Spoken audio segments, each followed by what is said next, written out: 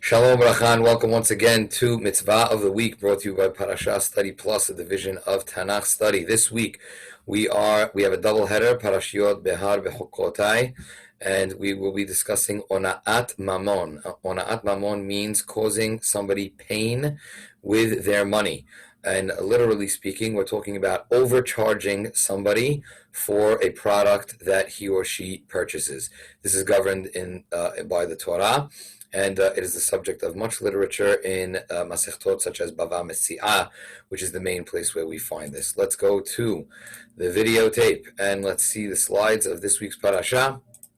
Vayikra perek kaf pasuk kaf daled. We see that the mitzvah is actually a deoraita. V'chitim keru mimkar la'amitecha, when you sell something to your friend, or kano miyad amitecha, or you buy anything from your friend. Amitecha also could be translated as neighbor.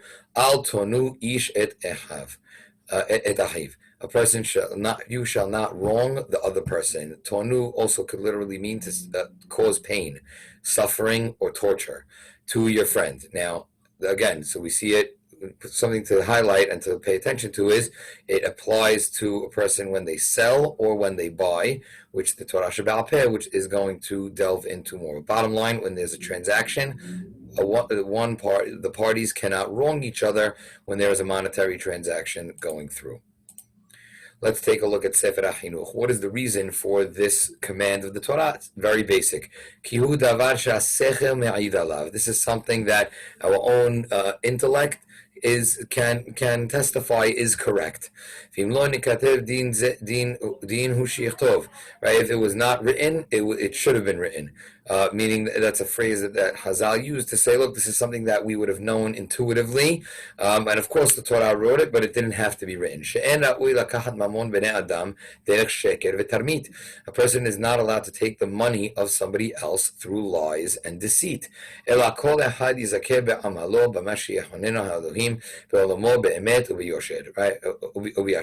So what that means is that, again, everybody has to be zocheh to get money by their own hard work and the sweat of their brow, and whatever then HaKadosh Baruch Hu grants to them to happen or blesses them with through that toil. It shouldn't be that people can beat the system, scam the system, that you take things with force. This is how you have a good society. And to both parties, everybody benefits from this. It's a midah keneged midah, just like you aren't going to torture somebody else when you have a transaction. Nobody else will torture you. And excuse me, and the Sefer HaChinuch here, which we're reading from Mitzvah Shin Lamed Zayin, not to cause any pain and make a home God, also says that if somebody even knew how to trick somebody else better, and they would say, oh, look, I know how to scam the system, I know how to beat everything, and they do that, you know what ends up happening? Then in the next generation, somebody else knows how to scam their children, and then it would be just cause heartbreak. And again, there's no way for a society to be. It's logical, and what goes around comes around, and we need to make sure that everyone in society is on the up and up. And the only way we should get money is by our hard work and what Hashem blesses us with. Let's go to the Gemara on Bava Metzia, Daf Nun Aleph Amud Aleph, and here we see the statement of the Talmud where it says Echad halokech ve'echad hamocher yesh lahen ona'ah. Whether a person, as we just said, is the seller or the buyer, there is the concept of ona'ah, of causing suffering by someone's money. And just like there is, you cannot, let's say, take advantage of a regular customer, you cannot also take advantage of a tagar. A tagar is a professional merchant. מי שהוטל עליו ידו עד העליונה רצה אומר לא תן לי מעותי או תן לי מה שעניתני. Says no, Rabbi Yehuda says no, there's no such thing as taking advantage of or exploiting a merchant, because he's an expert in the merchandise, and therefore the person who is a seasoned merchant, it's buyer beware. That person needs to have his wits about him and understand, and if he actually is the person that's buying it, there's a reason why he bought it at that price. Again, he can tell the person that, and then the final statement of Rabbi Yehuda says the one that the exploitation was imposed on, he has yado ala elyona, his hand has the advantage, he has the upper hand. Why? Because if he wants, he can say to the other person, give me back my money, and then the transaction is nullified. Or he can say, give me back the money that you gained because of the exploitation. So let's explain this last line. When somebody does the wrong thing and engages in trickery, or really what trickery we're talking about, overcharging somebody, now Jewish law has to decide whether or not this transaction holds true, whether it's a valid transaction. So here what we're going to see, what Rabbi Yehuda is introducing to us, is that the person who was taken advantage of now has some decisions to make. They can either, and we're going to see it actually as a hilcheta brought down, that they can either decide to, let's cancel the whole thing, give me the money back, or you know what, no, I want to keep this item, but just give me the money back that you gained by taking advantage of me. So that's the new concept here that Rabbi Yehuda is introducing, piggybacking off the beginning part of the Shas, of this statement in Shas, which is saying, in Bava Metzia, which is saying that it applies to the seller and the buyer, that you're not allowed to exploit, which we saw actually pretty clearly from Vayikra itself. The Gemara continues that and says that both sides of this coin were needed to be written, right? The Gemara said, why did the Torah have to write that the buyer and the seller are both liable? Yeah, because if we had just written the prohibition regarding to the moched, which is the seller, you might have said that, okay, it's forbidden to do this as the moched because he knows the value of his merchandise, but the person who's the buyer, he's not certain about how old the seller's merchandise is. So therefore, the seller is the only one that is liable. And then you could say that Hashem did not say that it's forbidden for him to engage in that exploitation. So again, that's why you had to make sure that not only was that the seller was written, but also you have to make sure that the buyer was written.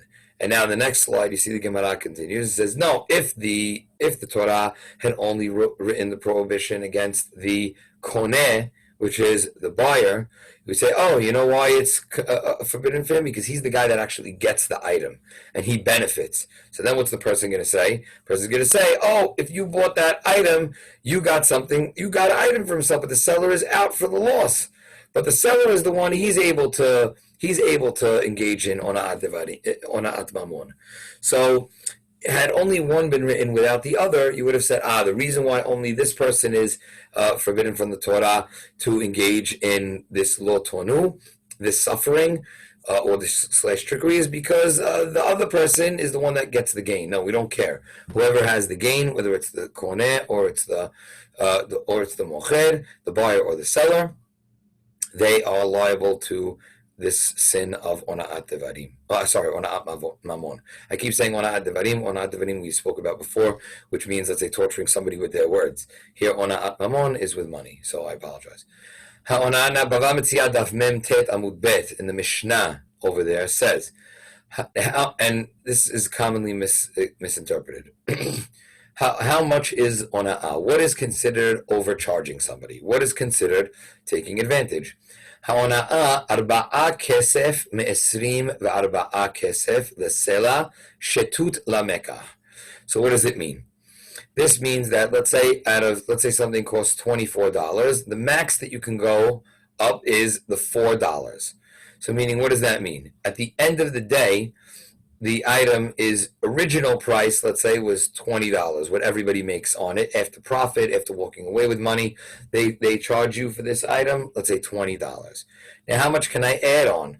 I can add on 4 to get it to 24, and therefore the number 4 out of 24 is now a sixth. Really, what is it? It's a sixth fifth. If I divide 20 into 5, I get 4. Now I take that $4 and I can add $4 onto it to make it a sixth fifth. So meaning of the original price of the item that I wanted to sell. So for example, I sell electronic fans. and the going rate for the electronic fan after you get profit and that the people sell this item for and they make money on it is $20. I say, you know what? I'm living in a very affluent neighborhood.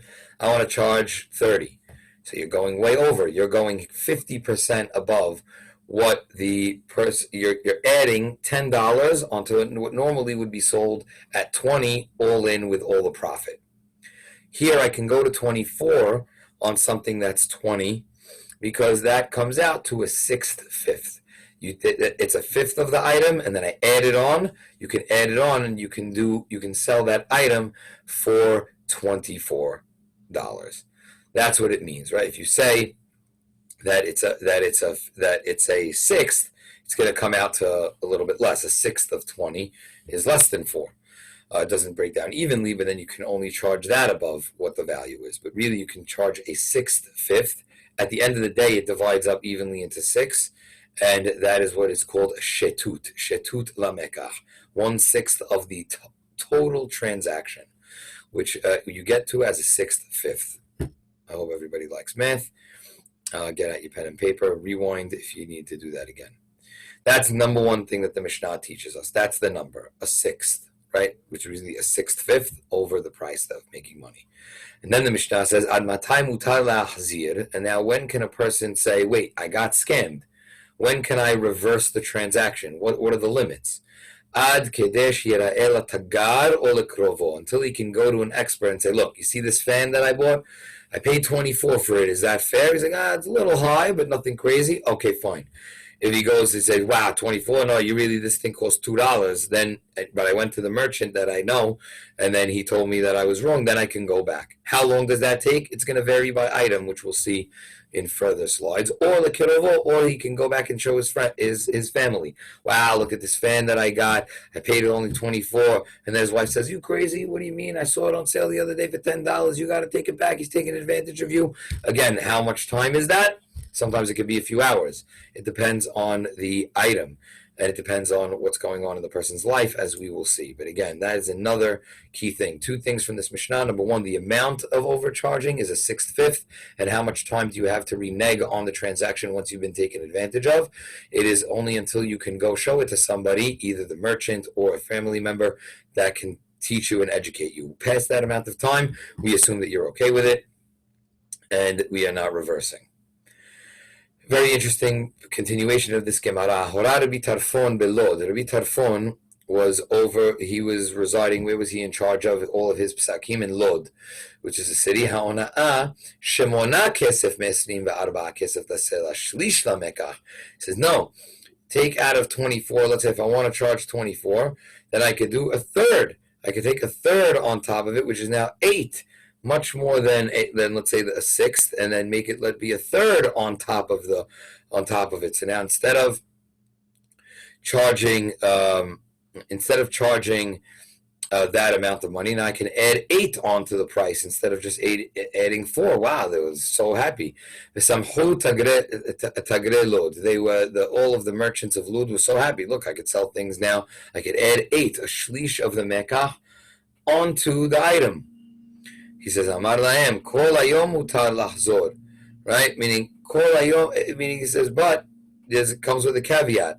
I'll do that, but the guy has the entire day to be able to come and renege, not not the amount of time to go show their loved ones and their colleagues, which may be a few hours instead of the whole day. And really, when it says kol hayom, meaning whenever they got around to it, meaning it was an extremely long period of time to renege.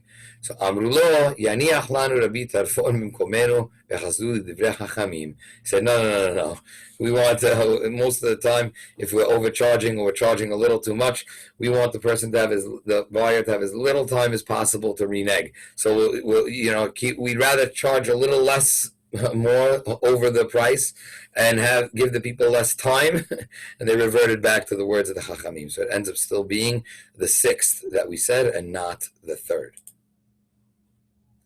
Rava Metzia Daf Nun Amud Bet says, now Amar Rava Hilcheta. So Rava is going to come and tell us the halacha. What is this halacha talking about? Once a person is taken advantage of, then what is the amount? Pachot mishetut, let's say it was less than a shetut, if the guy does not go more than the fifth that he added on top of it, which is the way to understand it, is now going to be, it's nikneh hamekach. It's the sale is valid. So if you paid $23.50 in our example, you're good. Yoter al shetut bitul mekach. The guy you charged him 26, the sale is totally invalid. The money and the product now change back hands. I get my money back, you get the fan back. If it exactly lands on the line of shetut, of this line, wow, you charged me the fifth, and that's the exact price, 24, right? It's purchased, umachzir ona'at, and you give back the amount of money that he tortured you with. So therefore, he would lose out on the entire $4. The fifth that he added onto the price, you would now lose that $4 price. That's why it's important to explain it as a fifth. I know it's a little confusing because the bottom line in both cases, whether it was Rabbi Tarfon or the Chachamim, the price of the item was 24. That's what you want to charge. But the way that they broke it down with Rabbi Tarfon, meaning the real item was 16. I could add $8, so that it's now a third half. Understand that now it comes out to that now the full price, the $8 is, it's a third of now the new price of 24. Why is that important? Because you have to give it back if it lands exactly on the shetut. And this is the halacha l'maaseh of all of these. Let's take a look at Shulchan Aruch Choshen Mishpat Siman Resh Kav Zayin Siv Zayin, which talks about the halacha in this case. עד מתי יכול לחזור ולתבוע הונאתו בשטות ולבטל המקח ביותר משטות? Right? When, up until what time, and now Shulchan Aruch already in previous seifim already took this as halacha. When am I allowed to go back and have a claim when ona'ato b'shetut, right? When it's actually he charges me the shetut, ubatel hamekach, when it's more than a shetut. When can I get back my money for the overcharge but keep the item? And up until when can I cancel it out if he charged me even more? He says, Ad kedesh yire'ela tagaro lekrovo, exactly like we saw in the Gemara. That's the Psak Halacha. The amount of time it takes for you to show the merchant or a loved one. V'im shihei yoter, and he just adds a little detail. If you waited longer, eno yachol lachzor v'lo litboa onato, snooze you lose. There is a statute of limitations on this. If it's longer than that amount of time, then that's it. The sale is valid. Ve'im yivared shehaya lo ones ve'al ken lo hakar b'toch zman zeh lida im nitaneh yachol lahzor bo adayin. Very important stipulation that Shulchan Aruch says. If there could be a reason proved that by the person why he did not investigate and go check things, then we will give that person an extension. And then if he comes back right away and says, hey, the reason why is because I shipped it. You bought something from a Jewish vendor, let's say in Europe, and now you with your wife, and then you said, okay, we'll buy this, we'll ship it back to America. I was on the trip, and then when I came back, and then my family first saw it, that's the first time when I was able to do it. It was 2 weeks later. And then I call him up 2 weeks later. The guy's like, oh, it's long gone. He's like, no, but I couldn't investigate it because I was on the trip, and my family member or the guy that I knew is back in America. So that case would also be in Beit Din, that a person would say, no, he has the right to be able to investigate even though it was weeks later. Let's check out the Ramah. Haga. היה יודע הלוקח בשעה שלקחו שנתנה ושתק. What happens if while the guy is buying something, he knows he's getting scammed? Wow, I'm really overpaying. He knows that's what's changing now. Here, he has the consciousness that he is getting scammed and overcharged at the point of sale. And now he buys it, ושתק, and he's quiet, ומיד אחר הלקיחה, קודם זמן שיראה לתגר או לקרובו תובע הונאתו, לא אמרינא דמחל, הואיל וידע. That's it. We can't say, he said, oh, does this guy also get a chance to go back? He said, no, you know what? I changed my mind. Sorry, buddy, you cannot do that.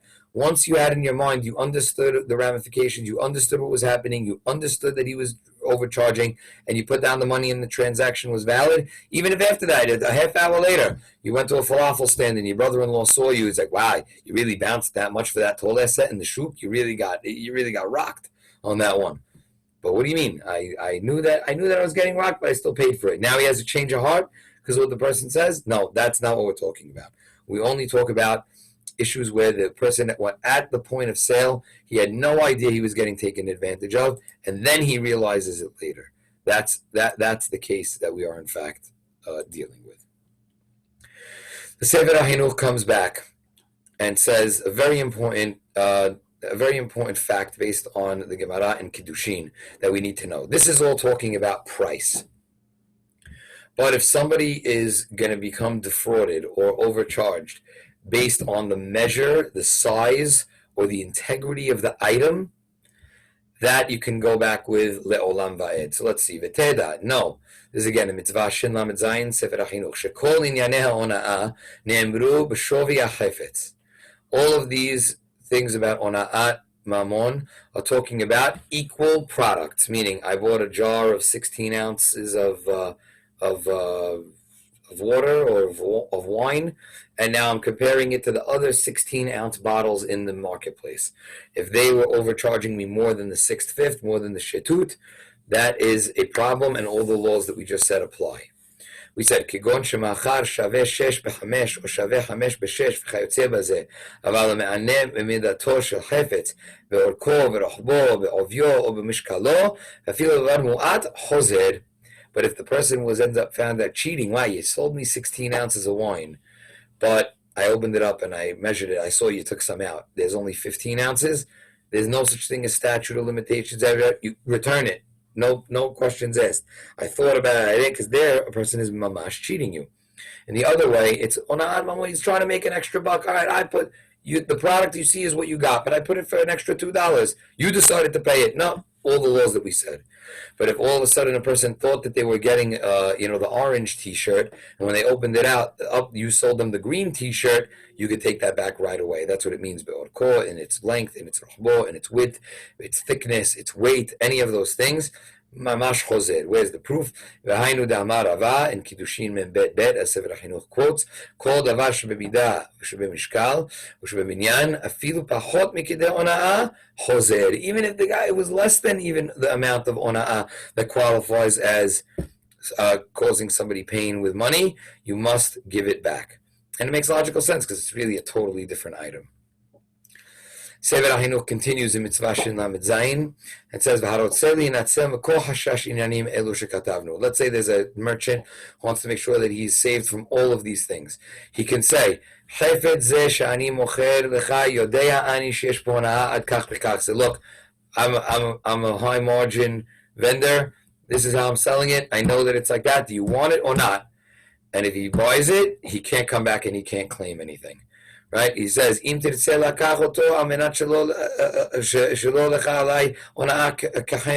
take it. Take it, but if you take it, you can't have any claims on me. But if not, then leave it alone. He can't have any words or grievances on him. This is in Bava Metzia.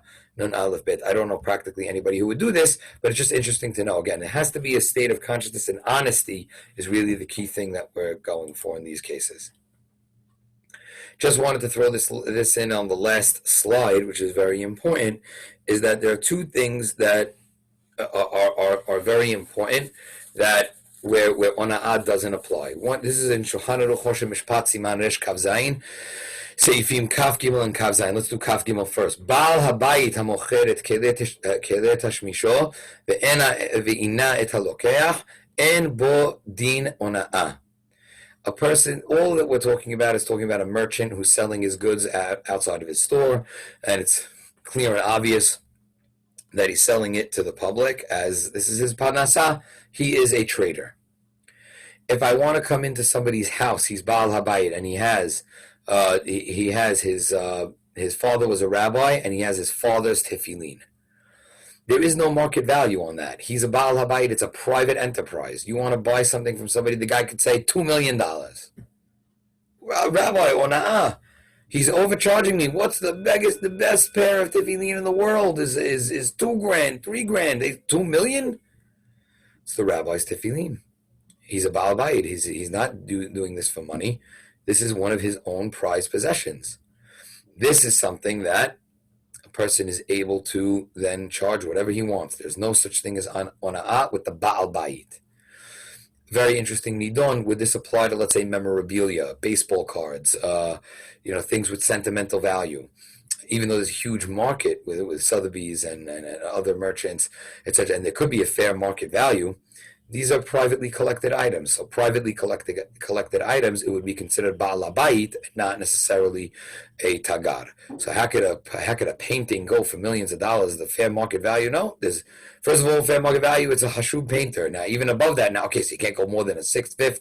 On top of it, he can, because it might be Baal Habayit. This is not what is Tagar. So there's a fine line.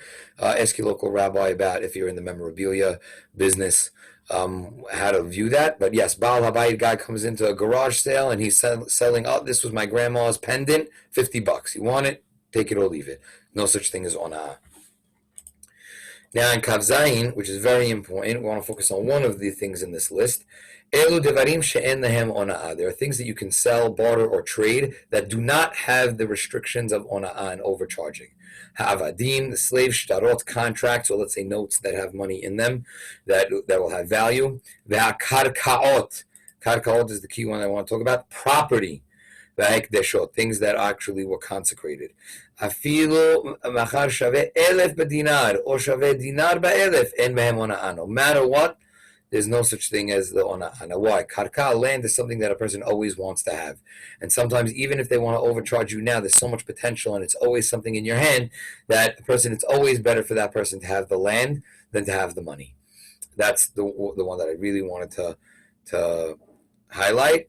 But Rama is a little bit more strict. He says up to 50%. He said we're not charging more than double for certain things. If it's worth $50, you could charge $100, right? Meaning 50%. That now the total price would be 50 of the original 50, right? A second half. That's how we would call it. So that Rama does have a limit. But again, what's just important to know is that this does not apply to land, or let's say a real estate venture. This applies just to merchandise that a person is selling. That's it for today. And again, let's just make sure that we are staying far away from Ona'at Mamon, torturing people with money, and making sure that everything is on the up and up in terms of our business deal.